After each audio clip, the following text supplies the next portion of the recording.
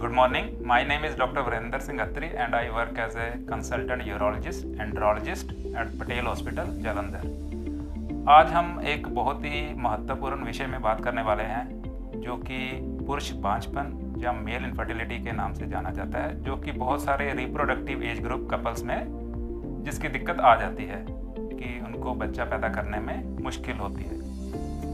तो हम जहां पटेल हॉस्पिटल में इन सब मेल जिसको कि पुरुष बांझपन कहते हैं उसकी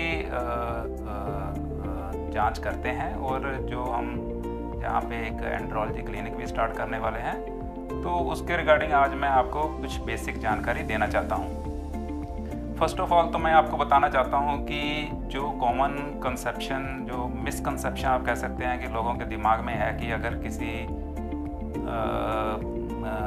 जो मैरिड कपल है उसमें मेजॉरिटी जो कि सोचा जाता है कि फीमेल पार्टनर में की वजह से ही इनफर्टिलिटी होती है, तो ऐसा नहीं है। पुरुष के कारण भी उतने ही कॉमन है और उतने ही महत्वपूर्ण है जितना कि फीमेल के वजह से बांझपन होता है।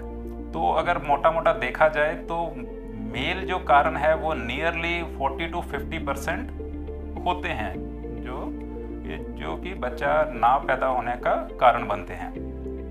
तो अगर हम मेल इनफर्टिलिटी के बारे में देखें तो मेल इनफर्टिलिटी क्या है, तो अगर कोई रिप्रोडक्टिव एज ग्रुप का कपल जो कि मैरिड है और 1 साल से जो बच्चा पैदा करने की कोशिश कर रहा है बिना कंट्रासेप्शन यूज़ किए, और जो उनका रिलेशन भी है जो टाइमली बन रहा है, उसके बावजूद भी अगर वो बच्चा पैदा करने में सक्षम नहीं है तो उसको हम मेल इनफर्टिलिटी कहेंगे।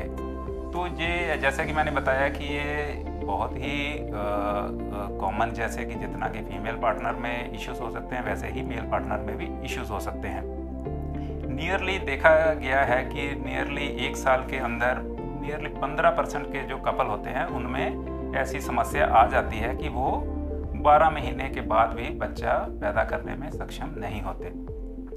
अगर हम देखें कि स्पर्म कैसे बनते हैं, नॉर्मल जो शुक्राणु हैं उनकी पैदाइश कैसे होती है, तो जो टेस्टिस होती हैं जो कि मेल में पाई जाती हैं, 2 टेस्टिस होती हैं हर एक मेल में जहाँ से शुक्राणु पैदा होते हैं, और ये नियरली 74 to 75 डेज़ लगते हैं इन शुक्राणुओं को बाहर आने में। जो कि हम कह सकते हैं कि आज जो किसी का वीर्य में शुक्राणु निकले हैं वो नियरली 3 मंथ्स पहले पैदा हुए होंगे।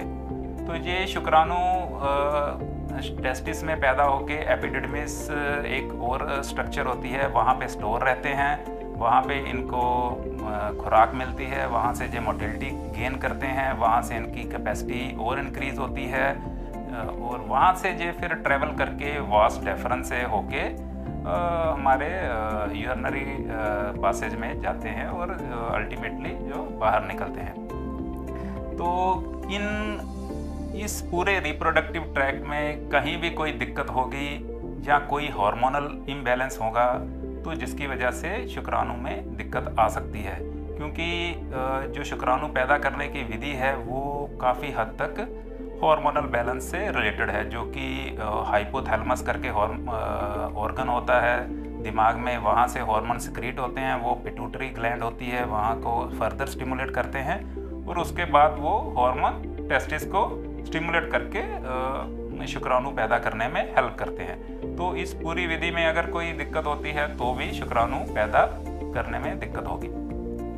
तो अगर हम देखें कि क्या क्या कॉजेज़ हो सकते हैं मेल फैक्टर इनफर्टिलिटी के, तो अगर हम मोटे तौर से देखें तो हम इसको 3 हिस्सों में डिवाइड कर सकते हैं कि ये हिस्सा, जैसे कि मैंने बताया कि हार्मोन जो होते हैं जो शुक्राणु पैदा करने में हेल्प करते हैं, अगर उसमें कोई दिक्कत है तो उसमें शुक्राणु पैदा करने में दिक्कत हो सकती है। जैसे कि किसी के दिमाग से ही हार्मोन कम निकल रहा है, जिसको सेकेंडरी हाइपोगोनाडिज्म कहते हैं, कि कोई बहुत सारे सिंड्रोमिक एसोसिएशन होते हैं जिसमें कि हार्मोन कम बनते हैं जो कि टेस्टिस को स्टिमुलेट नहीं कर पाते, जिसको हम प्री टेस्टिकुलर कॉजेज़ कहते हैं। दूसरे कॉजेज़ अगर हम देखे जाएँ टेस्टिकुलर कॉजेज़, कि जिसमें टेस्टिस की बनतर में कोई खराबी है या टेस्टिस के कोई अपने आकार में कोई छोटापन है या उसकी नसें सूज गई हैं जिसकी वजह से स्क्रोटल टेम्परेचर ज़्यादा हो रहा है, या टेस्टिस अपनी नॉर्मल पोजीशन में नहीं है जिसको हम क्रिप्टोर्किडिज्म कहते हैं, या और भी पेशेंट कोई पहले जिसको रेडिएशन थेरेपी लगी है, या पेशेंट कोई स्मोकर है, तो ऐसी चीज़ों में कोई अल्कोहल इंटेक जिसका ज़्यादा है, जहाँ किसी पेशेंट का लाइफस्टाइल ऐसा है कि उसको मोटापा ज़्यादा है, बहुत सारे कारण हो सकते हैं। किसी पेशेंट को पहले की कीमोथेरेपी लगी है, पेशेंट डायबिटिक है, बहुत ज़्यादा पेशेंट का शुगर लेवल बहुत ज़्यादा बढ़ा है, या बहुत सारे कारण हो सकते हैं जिसकी वजह से टेस्टिस में शुक्राणु की पैदाइश है उसमें अबनॉर्मलिटी आ सकती है, जिसको हम टेस्टिकुलर कॉजेज कहते हैं। तीसरा कॉज हम कहते हैं कि पोस्ट टेस्टिकुलर कॉजेज, जैसे कि टेस्टिस के जो स्पर्म बनते हैं वो अल्टीमेटली यूरिनरी ट्रैक्ट में आके गिरते हैं। तो अगर इस पूरे पासेज में कोई भी ऑब्स्ट्रक्शन होगा तो अल्टीमेटली शुक्राणु बाहर नहीं आ पाएंगे। तो जिसमें कि किसी पेशेंट का पहले वासेक्टमी हुआ है जिसको नसबंदी कहते हैं, या पेशेंट का पहले कोई हर्निया सर्जरी हुआ है जिसकी वजह से उसकी वास डेफरेंस है वो उसमें कोई चोट पहुंच गई है, या कोई कंजेनाइटल अबनॉर्मलिटी हो सकती है जिसमें कि उसका पूरे पासेज ही नहीं बन पाया है, जहाँ हम इजैकुलेटरी डक्ट ऑब्स्ट्रक्शन भी होती है। बहुत सारे कारण होते हैं। प्रोस्टेट में कोई सिस्ट हो सकता है जिसकी वजह से ऑब्स्ट्रक्शन है। तो ये सारी कॉजेज़ की वजह से उसमें शुक्राणु बाहर नहीं आ पाते, जिसको हम पोस्ट टेस्टिकुलर कॉजेज़ कहते हैं। तो जो ट्रीटमेंट भी होता है वो हमारा इन्हीं बेसिस पे होता है कि इन तीनों हिस्सों में किसका प्रॉब्लम आया है, कि प्री टेस्टिकुलर कॉजेज हैं या टेस्टिकुलर कॉजेज हैं या पोस्ट टेस्टिकुलर कॉजेज हैं। तो जो सिंपल सा टेस्ट है वो हम इवेल्युएशन के लिए अगर देखें कि किसी का 12 महीने के बाद भी बच्चा नहीं हो पा रहा और हमें उसमें सस्पेक्टेड है कि मेल फैक्टर की दिक्कत हो सकती है, तो हम सिंपल सा एक टेस्ट करते हैं जिसको सीमेन एनालिसिस कहते हैं। हम सबसे पहला यही टेस्ट कॉमनली करते हैं जिसमें हमें मोटा मोटा पता चल जाता है कि इस पेशेंट में क्या दिक्कत है। अगर सीमेन एनालिसिस में कोई अबनॉर्मलिटी आती है तो हम उसकी फर्दर जांच करते हैं। सीमेन एनालिसिस में मैं बताना चाहूँगा कि ये सैंपल जो है आइडियली हम लैब में ही चाहते हैं कि कलेक्ट किया जाए और इसको विदिन 1 आवर प्रोसेस करना होता है, क्योंकि ऐसे जैसे ड्यूरेशन बढ़ता जाएगा उसमें शुक्राणु की मोटिलिटी जहाँ उसकी काउंट कम हो सकती है। और इसको सैंपल लेने की भी विधि जिसमें कि कोई प्लास्टिक कंटेनर नहीं होना चाहिए, ideally it should be glass container, और ये लैब में ही जैसे प्रेफरेबली हस्त मेथड से जहाँ मास्टरबेशन जिसको कहते हैं उससे कलेक्ट करना आइडियली हम प्रेफर करते हैं। बट कई पेशेंट्स ऐसा सैंपल नहीं प्रोवाइड कर पाते, तो ऐसे पेशेंट्स को हम घर में भी बोल देते हैं कि वो कलेक्ट कर ले और बॉडी टेम्परेचर पे या पेशेंट सैंपल को अपनी पॉकेट में रख सकता है ताकि वो बॉडी टेम्परेचर मेंटेन रहे और विदिन 1 आवर लैब में पहुंचा सकता है।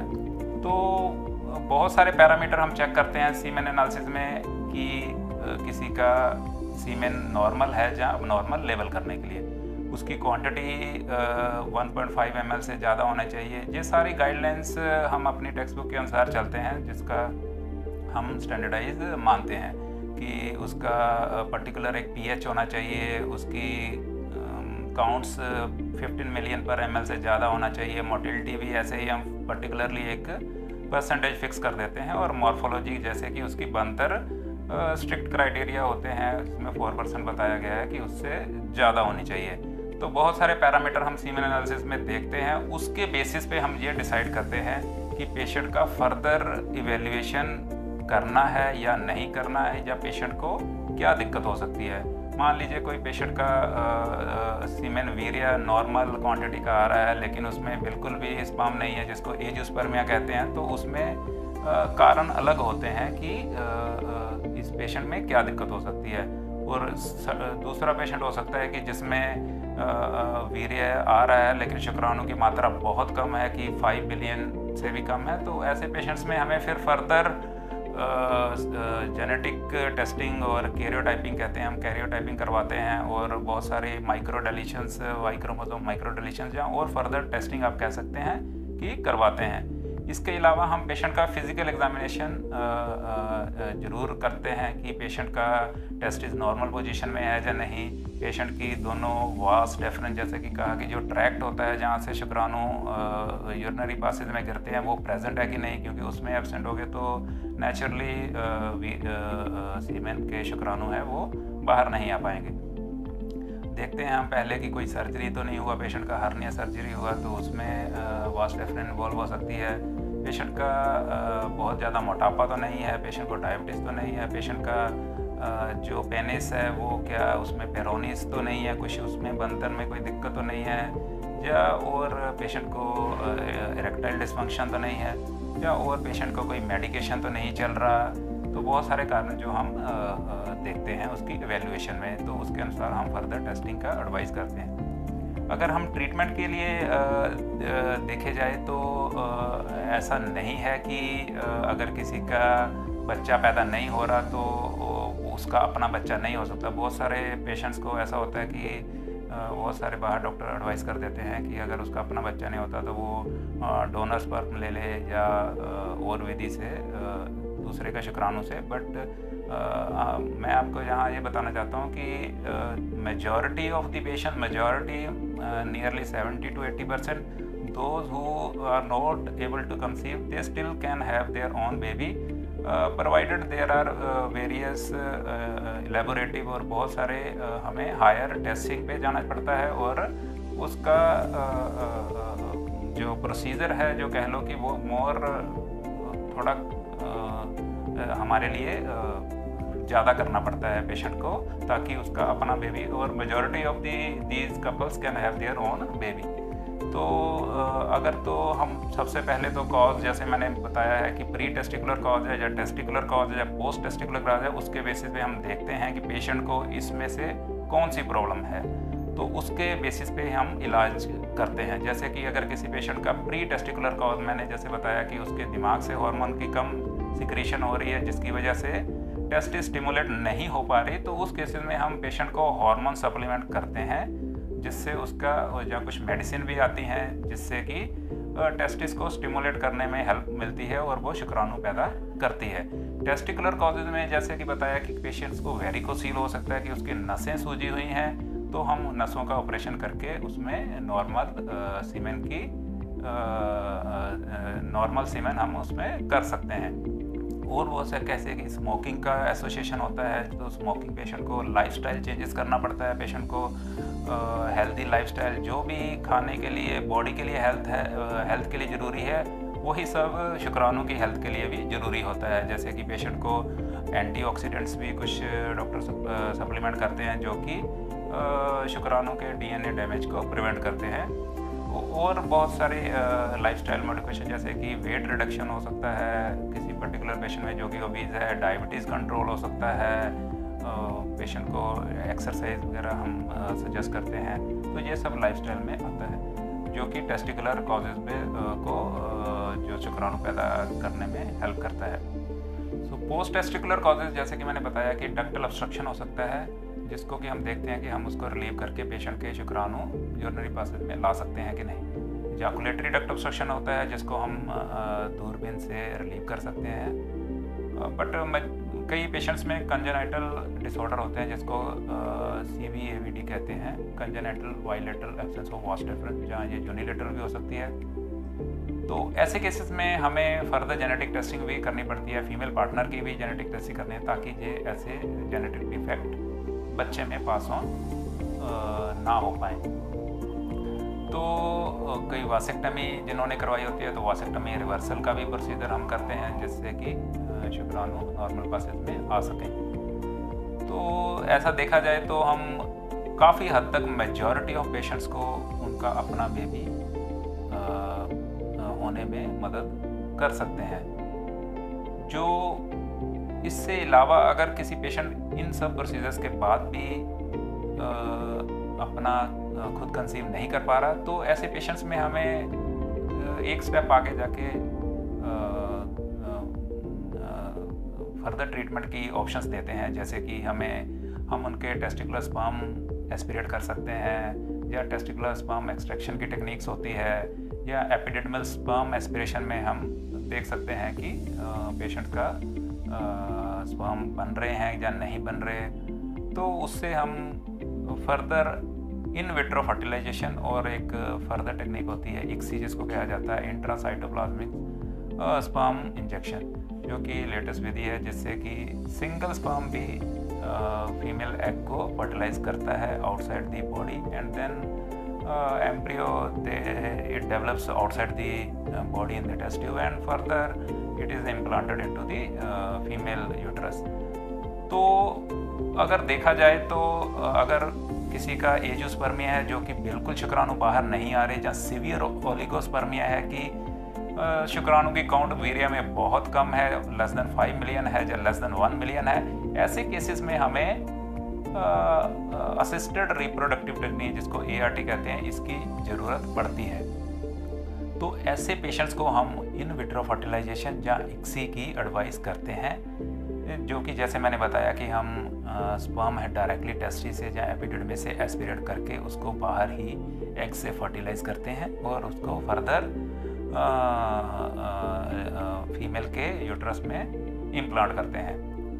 अगर हमें टेस्टिस में स्पर्म ना मिले तो फिर फर्दर हमारा पेशेंट से यही एडवाइस रहता है कि वो डोनर स्पर्म के लिए जा सकता है, ताकि वो जहाँ अडॉप्शन के लिए जा सकता है। अदरवाइज़ हमारी मैक्सिमम यही कोशिश रहती है कि कपल का अपना बेबी हो, एंड और वो मेजॉरिटी ऑफ केसेस में पॉसिबल भी होता है। तो आखिर में मैं यही बताना चाहूँगा कि किसी को भी कोई भी कपल को ऐसी कोई बच्चा ना पैदा करने, कंसीव ना होने की शिकायत है, तो वो बेझिझक होके अपने यूरोलॉजिस्ट और एंड्रोलॉजिस्ट को दिखाए, और जिसकी प्रॉपर जांच हो सके। मेल फैक्टर भी उतने ही महत्वपूर्ण है, उतने ही इम्पोर्टेंट है जितने कि फीमेल फैक्टर है। ये मिसकंसेप्शन नहीं रहना चाहिए कि only female factor is responsible. तो और जैसा कि मैंने बताया, काफ़ी हद तक नियरली 70 to 80% में जिसका बेबी नहीं हो पा रहा, कंसीव नहीं कर पा रहे, वो भी अपना बेबी कर सकते हैं। तो I think that's all I have to say for male infertility in brief. तो we will go for the questions, we will see what are questions we have now.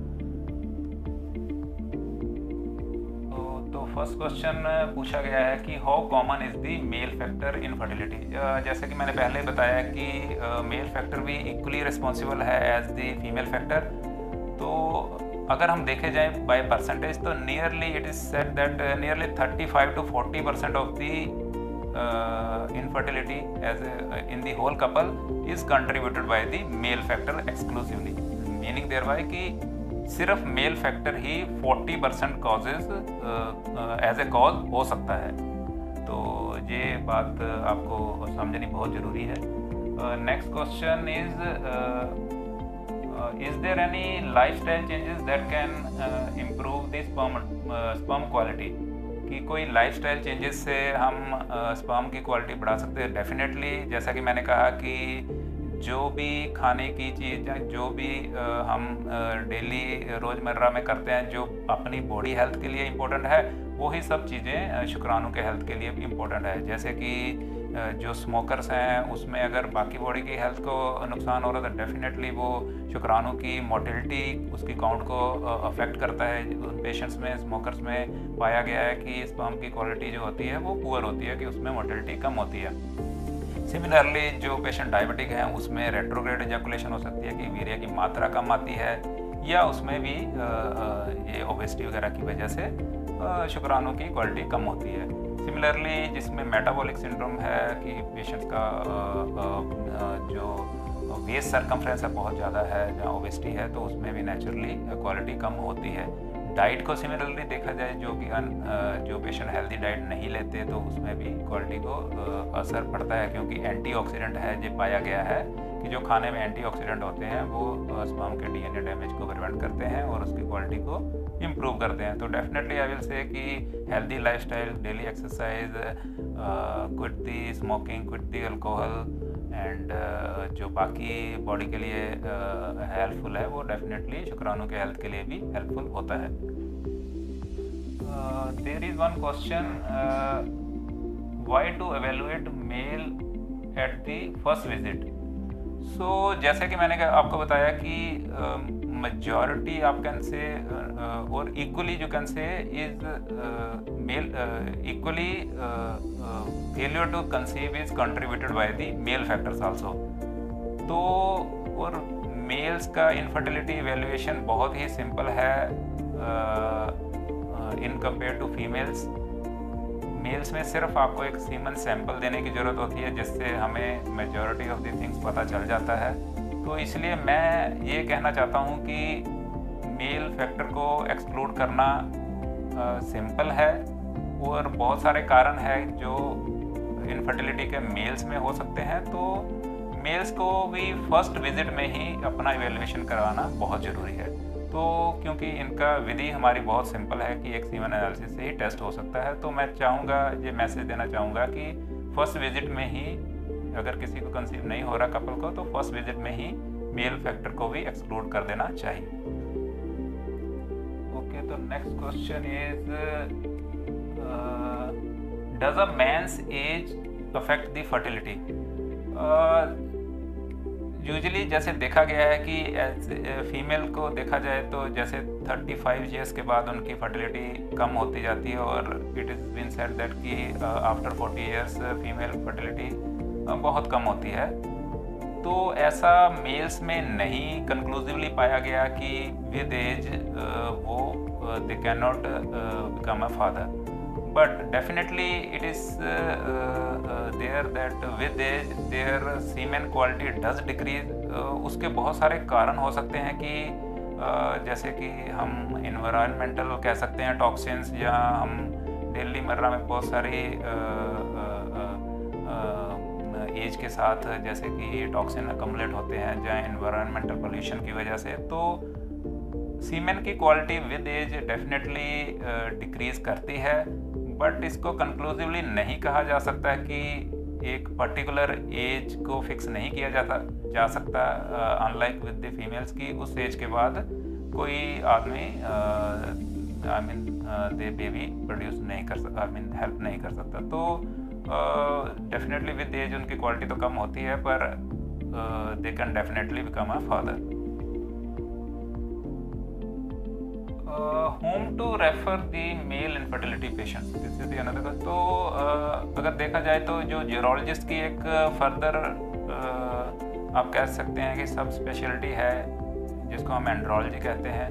तो एक एंड्रोलॉजिस्ट होता है जो कि मेल फैक्टर को, mail fertility को check करता है। तो आप अपने जो पेशेंट्स है वो, जब पेशेंट्स अपने जिसको दिखाना चाहते हैं वो आप यूरोलॉजिस्ट और जहाँ एंड्रोलॉजिस्ट को दिखा सकते हैं।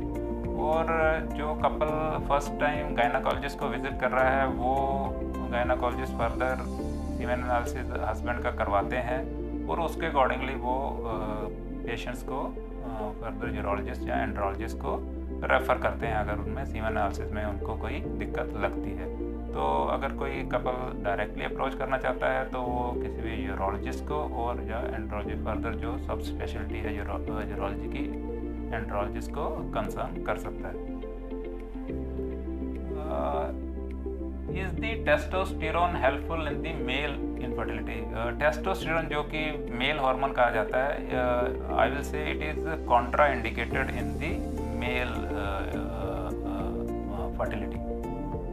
कोई भी कपल जो कंसीव नहीं कर पा रहा उन पेशेंट्स में और those who are attempting to conceive, they should not that male partner should not take the testosterone because it is badly affect the sperm production। तो जो पेशेंट पहले ही इनफर्टिलिटी से ग्रसित हैं तो उनको ऐसे हार्मोन की सप्लीमेंटेशन नहीं देनी चाहिए।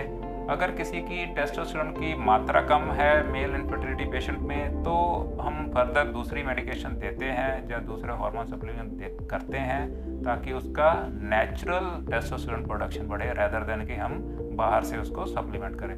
तो ऐसा सप्लीमेंट नहीं हेल्पफुल होता।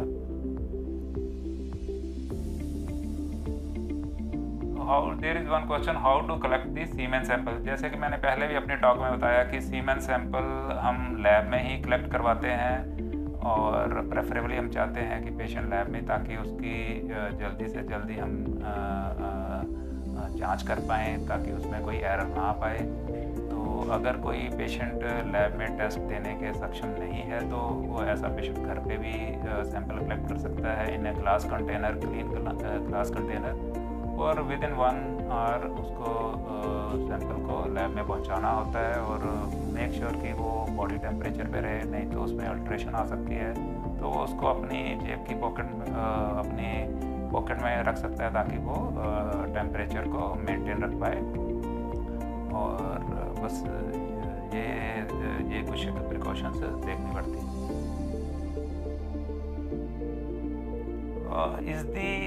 There is one question, is the usage of laptop or mobile phones affect the fertility? अगर देखा जाए तो हम जो टेस्टिस होती हैं वो स्क्रोटम में प्रेजेंट होती हैं और स्पर्म प्रोडक्शन के लिए टेस्टिस को बाकी बॉडी से 1 से 2 डिग्री तापमान कम चाहिए होता है, जो कि स्क्रोटम उस चीज़ में हेल्प करता है। तो टेस्टिस बाकी बॉडी से 1 से 2 डिग्री कम टेम्परेचर पे होती है, जो कि best quality of sperm provide करने में हेल्प करती है।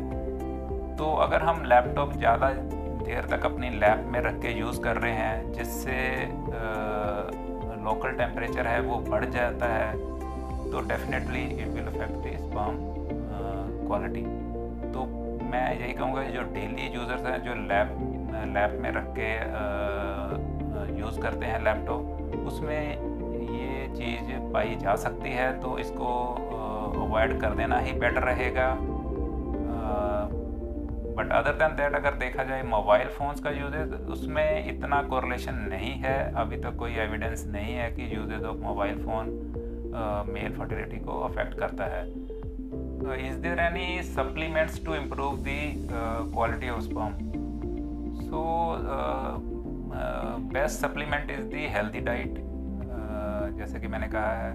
और अगर देखा जाए उसके अलावा मार्केट में बहुत सारी मेडिसिन होती हैं जिसको एंटीऑक्सीडेंट के नाम से जाना जाता है, जिसमें कि coenzyme Q10, zinc, vitamin C, vitamin E और बहुत सारी कम्बिनेशंस की ड्रग्स आती हैं जो कि स्पर्म्स के डीएनए डैमेज को प्रिवेंट करती है और उसकी ऑक्सीडेटिव स्ट्रेस को कम करती है। तो my advice is to first of all the best lifestyle and healthy diet. After that if it is required they can take the antioxidant. तो I think that's all for today. हम दोबारा भी ऐसे activity plan करेंगे जिससे हम और patients को अवेयरनेस दे पाएँ मेल इनफर्टिलिटी के बारे में, और कोई भी कपल है जो कंसीव नहीं कर पा रहा वो अपने नियर बाय यूरोलॉजिस्ट और एंड्रोलॉजिस्ट से संपर्क करें। Thank you.